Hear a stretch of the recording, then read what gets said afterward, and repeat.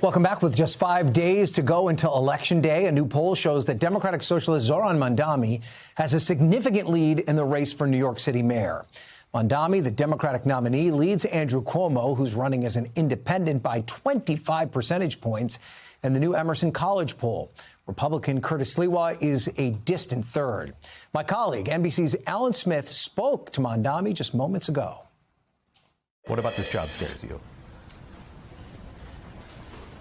I think what scares me in this moment is the prospect of Donald Trump's puppet becoming the one who would hold it. And that's what we find in Andrew Cuomo, a man who knows he has a narrow path to City Hall and has taken that to mean that he should fund it and pave it with the money from Donald Trump's billionaire donors.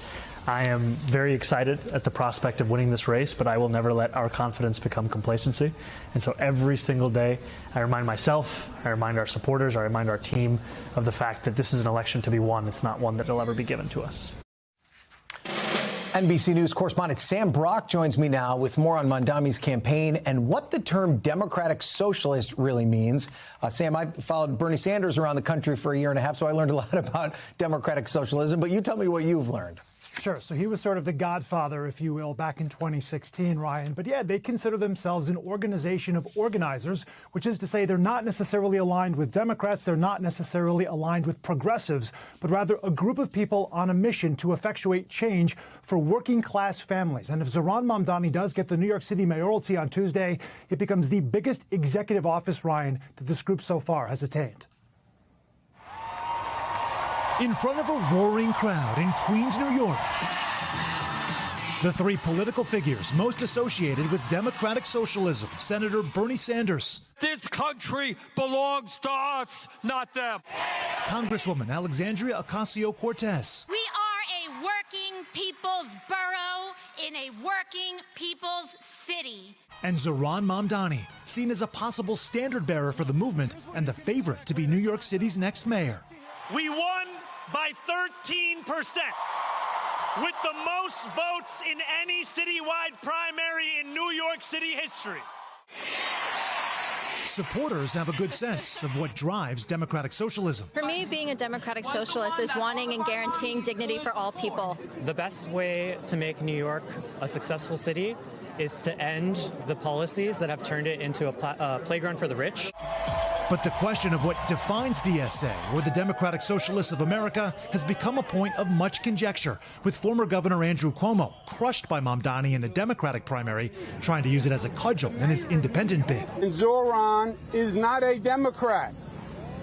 Democratic Socialist is a different thing. And President Trump fiercely criticizing the 34-year-old's candidacy, falsely calling him a communist. I wouldn't be generous to a communist, a guy that's going to take the money and throw it out the window. Do you think that billionaires have a right to exist?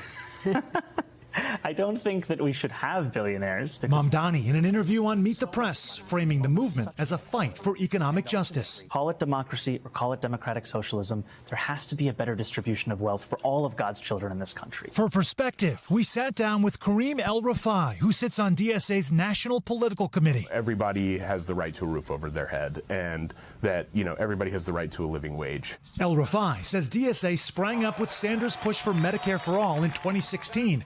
Now crescendoing with this campaign around affordability. I will freeze the rent.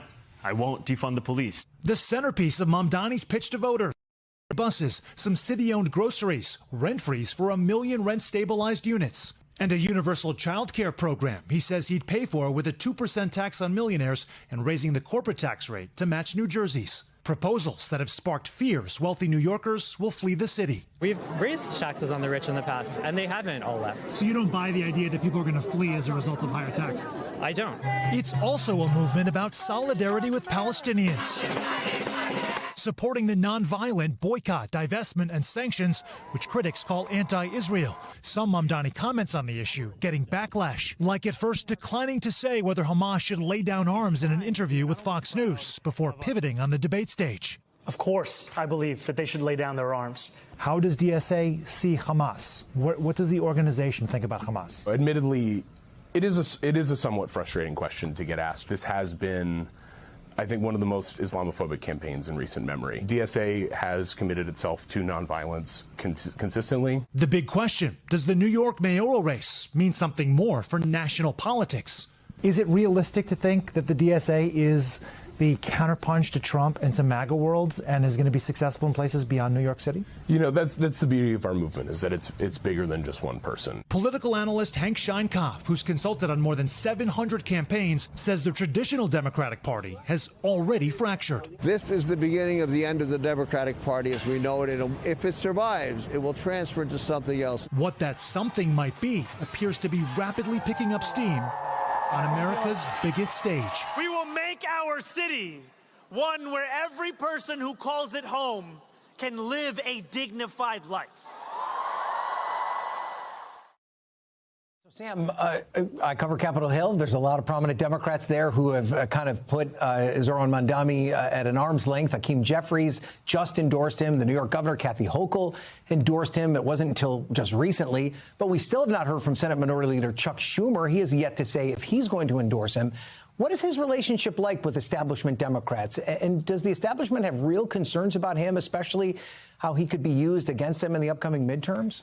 It certainly feels like that's a valid question. And Ryan, it's sort of the question right now for the Democratic Party is wrestling what the base wants with what could potentially be viable outside of New York City and certainly for the midterm elections a year from now. You mentioned Governor Hochul.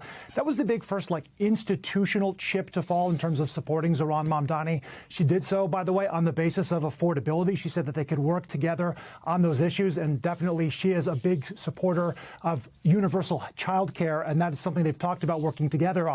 But Hochul still says she doesn't want to raise taxes, which sort of puts her at odds with Mamdani. There was also the moment you mentioned with Hakeem Jeffries only a few days ago, coming out sort of an arm's-length endorsement. He basically said this was a free and fair primary. Mamdani won clearly, and we need to coalesce now around an existential threat, which is President Trump. But he didn't say, I'm embracing Mamdani's policies. As far as the other figures you mentioned, Senator Schumer hasn't weighed in yet. Neither has Senator Gillibrand. And you have Tom Suozzi and figures like him, swing district congressmen who have come out and actually endorsed Cuomo. It does tell you right now that there is concern about the DSA potentially being polarizing, but all of the energy right now appears to be with the DSA and the base. And again, that's the contradiction the party is trying to figure out. It's not an exact comparison, but I seem to remember the Republican Party going through a similar existential crisis with a fellow by the name of Donald Trump, and we saw how that turned out. So, Sam Brock, thank you for that report. Excellent work. We appreciate it. Thanks, Ryan. We thank you for watching, and remember, stay updated on breaking news and top stories on the NBC News app or watch live on our YouTube channel.